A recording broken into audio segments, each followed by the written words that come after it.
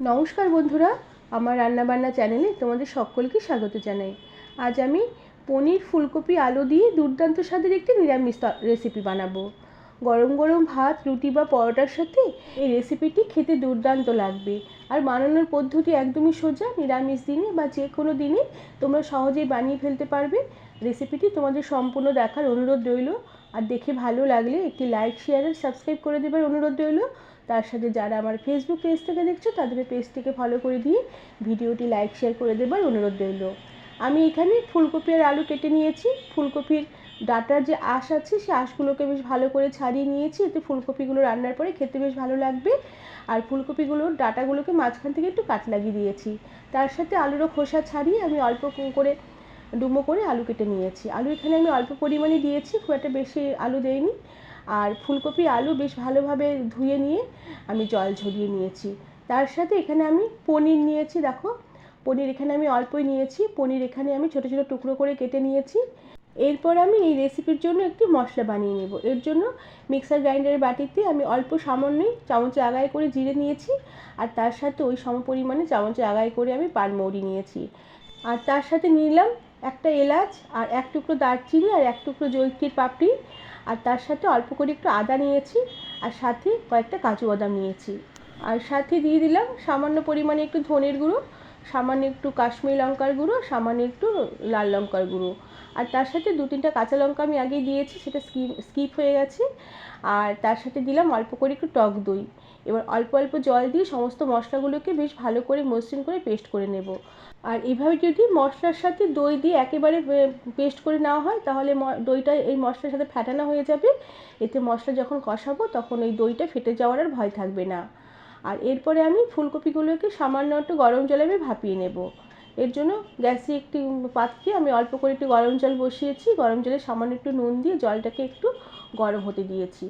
জলটা একটু গরম হয়ে এলে আমি এই কেটে রাখা ফুলকপি আলুগুলোকে এই গরম জলের মধ্যে দিয়ে দিলাম। আর এরপরে গ্যাসের আঁচ বন্ধ করে দিয়ে ঢাকা দিয়ে রেখে আমি কিছুক্ষণ এভাবে ফুলকপি আলুগুলোকে এই গরম জলে একটু ভাপাতে দিলাম। এতে ফুলকপির মধ্যে যে নোংরা বা পোকামাকড় থাকবে সেটাও বেরিয়ে আসবে। আর এইভাবে ফুলকপি রান্না করলে হজমেরও সমস্যা হবে না, আর রান্নাটাও তাড়াতাড়ি হয়ে যাবে। এরপর ফুলকপি আলুগুলোকে বেশ ভালো করে জল ছেঁকে আমি তেলে ভেজে নেব। এর জন্য কড়াতে বেশ পরিমাণ মতন তেল গরম করে নিয়ে আলু ফুলকপিগুলোকে তেলে দিয়েছি। আর ফুলকপি আলুর মধ্যে সামান্য একটু নুন আর সামান্য একটু হলুদ গুঁড়ো দিয়ে ফুলকপি আলুগুলোকে বেশ ভালো করে নেড়ে চেড়ে ভেজে নিয়ে আমি কড়া থেকে উঠিয়ে রেখে দেবো। তার সাথে পনিরগুলোকেও বেশ ভালো করে ভেজে নেব। তবে ভাজা আলু ফুলকপি যখন কড়া থেকে উঠিয়েছি আর পনিরগুলো যখন কড়াতে দিয়েছি সেই সময় ভিডিওটা আমার বন্ধ হয়ে গেছিলো, তাই তোমাদের দেখাতে পারলাম না। এবার পনিরগুলো তেলের মধ্যে দিয়ে বেশ ভালো করে নেড়ে চেড়ে নেব। ফুলকপি আলুর ভাজার তেলে পনিরগুলোকে বেশ ভালো করে নেড়ে চেড়ে ভেজে নিয়ে একটি পাত্রে উষ্ণ গরম জলের মধ্যে সামান্য একটু নুন ভিজিয়ে রেখে সেই জলের মধ্যে পনিরগুলোকে উঠিয়ে রেখে দিলাম। এতে রান্নার পরে পনিরগুলো বেশ সফট হবে আর পনিরের মধ্যে নুন ঢুকবে, খেতে বেশ ভালো লাগবে। এরপরে এই কড়াটাকে পরিষ্কার করে দিয়ে আবারও কড়াতে পরিমাণ মতন তেল দিয়েছি। আর তেলের মধ্যে সামান্য একটু বাটার মিশিয়ে দিয়েছি, এতে রান্নার স্বাদ খুব ভালো হবে। এবার এই তেল আর বাটার গলে আসলে এই তেলের মধ্যে আমি থেতো করে রাখা এলাচ, দারচিনি আর গোলমরিচ দিয়ে দিলাম। এবার ফোড়নটাকে একটু নেড়ে চেড়ে নেব। ফোড়নটা একটু নেড়ে চেড়ে নেবার পরে এই তেলেই আমি বেশ খানিকটা কাসুরি মেথি আবারও ফোড়ন দিয়ে দিলাম। এবার কাসুরি মেথি আর গরম মশলা বেশ ভালো করে নেড়ে চেড়ে নেব। গরম মশলার কাসুরি মেথি ফোড়নের খুব সুন্দর একটা সুগন্ধ বেরোলে যে মশলা পেস্ট করে রেখেছিলাম আগে, সেই পেস্ট করে রাখা মশলা দিয়ে দিলাম। সাথে মশলার বাটি ধোয়া সামান্য পরিমাণে একটু জল দিয়ে দিলাম। সাথে পরিমাণ মতো নুন দিলাম আর পরিমাণ মতো হলুদ দিলাম। আর কোনো রকমের মশলা আমি আর এখানে দেবো না, সব মশলা দিয়েই মশলা বেটে নিয়েছি। এবার সমস্ত মশলাগুলোকে বেশ ভালো করে নেড়েচেড়ে কষিয়ে নেব যতক্ষণ না মশলায় যে জল দিয়েছি জলটা একদম শুকিয়ে আসবে, মশলা থেকে বেশ ভালোভাবে তেল সেপারেট হয়ে আসবে আর মশলা খুব সুন্দর কষানো হয়ে খুব সুন্দর গন্ধ বেরোবে। কিছুক্ষণ বেশ ভালো করে নেড়েচেড়ে মশলা কষিয়ে নিয়েছি, মশলার থেকে তেল ছাড়তে শুরু করেছে। এবার যে ফুলকপির আলু ভেজে তুলে রেখে দিয়েছিলাম, ভাজা ফুলকপি আলুগুলোকে মশলাতে দিয়ে দিলাম। এবার ভাজা ফুলকপি আলু মশলা একসাথে বেশ ভালো করে নেড়েচেড়ে সব কিছু মিশিয়ে নেব। আবারও কিছুক্ষণ সব কিছু বেশ ভালোভাবে নেড়েচেড়ে কষিয়ে নেব। এর জন্য ফুলকপি যে পাত্রে তুলে রেখেছিলাম সেই পাত্রের মধ্যে অনেকটা তেল লেগেছিলো, সেই পাত্রটা ধুয়ে সামান্য একটু জল দিয়ে দিলাম।